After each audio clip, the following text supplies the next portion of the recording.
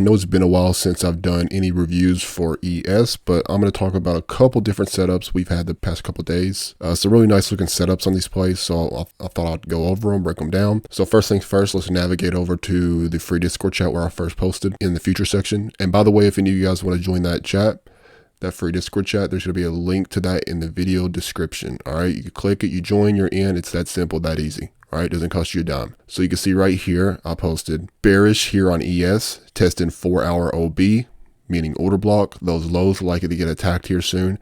Still would want to see that lower time frame shift first. All right, so this is what I posted. Didn't go exactly as planned, which is fine. We adapt to whatever price does. So here's the deal. We're gonna go over that first, and then we'll go over the one from today. So the other day we had this 4-hour bearish order block. So it wasn't the best order block, but still it is a bearish order block. So that was the level of interest. And you can see this 4-hour chart, which I consider a higher time frame chart, was consistently trending lower. It's consistently bearish, trending lower, operating within a bearish market structure at the moment.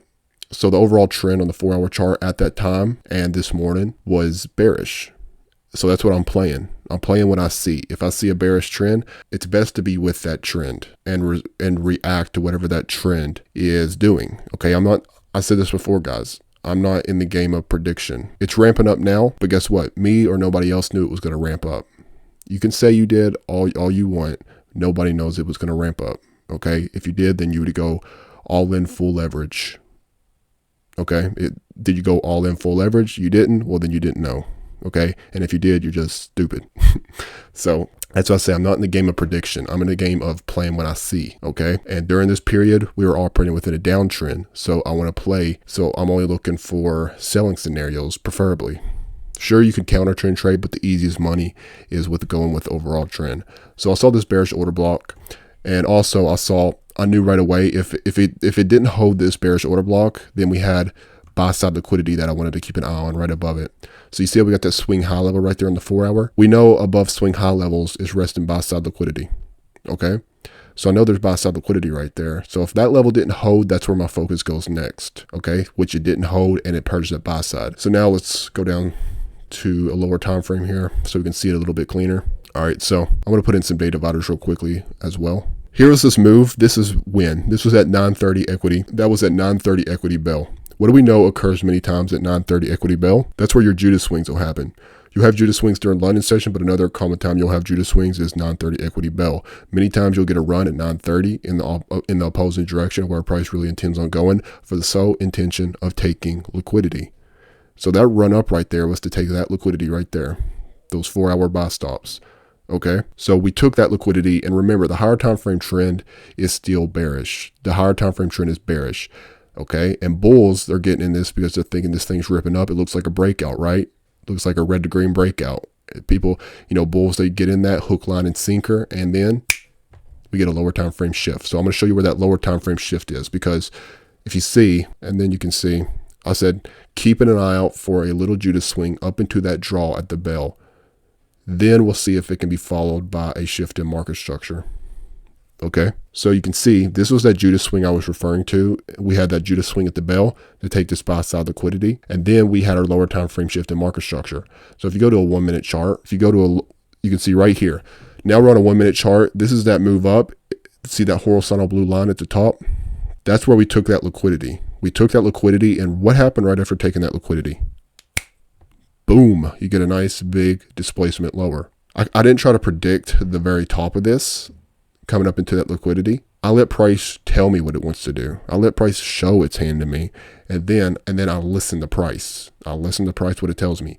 It tells me that's a strong shift in market structure after taking a significant liquidity pool, and then retraces up into a premium. At the second that it retraces up into a premium, you can get shorts in here. You could look for shorts in here, risking the high. And as for PT, that was a reasonable PT. These lows down here, because again, remember, you're trading with the higher time frame trend. So that is a reasonable PT and out of this world, amazing risk reward. If you wanted to play it safer, you could just play that 15-minute price range and just take it down into a discount within that 15-minute price range and like take profits around this area at that old level. That's if you wanted to play it safer, or you could just scalp it and you could take profits at this low that was created on the displacement. If you just wanted to scalp it, there's nothing wrong with that as well. But either, like, any way you wanted to play it, you would have got paid on that play, okay? And it's just just a beautiful play all around on that yesterday. Now I'm going to talk about this morning. This morning, I was wrong about the direction overall. I know I was wrong, right? Nobody wants to admit that, but I have it doesn't hurt my ego to admit that I got the play wrong. It didn't go in the direction that I thought it was going to go. It still gave a nice setup this morning that you could have capitalized on, but I didn't see any signs of strength this morning, so I believed it. Like, we're consistently trending lower here. I mean, we took the sell side over here, but that's nothing major. Tapping into that fair value gap, but still, it was showing no signs of strength at that time this morning. It is now, and we got a strong shift in market structure here coming up at this point. But so as we already stated, the 4-hour market structure was bearish. It's been bearish. What I had my eyes on this morning was this liquidity run once more. So you see how we had high of day right here? And above high of day, we have something that's called buy stops, buy side liquidity. And then we had that run up. Again, when did we have that run up? This run up occurred right after equity bell. As I said it before, a very common time that you will see Judas swings. So we had that liquidity run to take out these buy stops. And with the overall market structure being bearish, I did think it was going to come down and take out these lows because I'm playing the chart. I'm playing the chart what I see. So I did think it was going to come down and take out those lows. I figured this was just a fake run higher. After purging that high, we did get our lower time frame shift. So we see it take a significant liquidity pull, and then we wait and see if we get a lower time frame shift. Did we get it? We sure did once more right here. See this?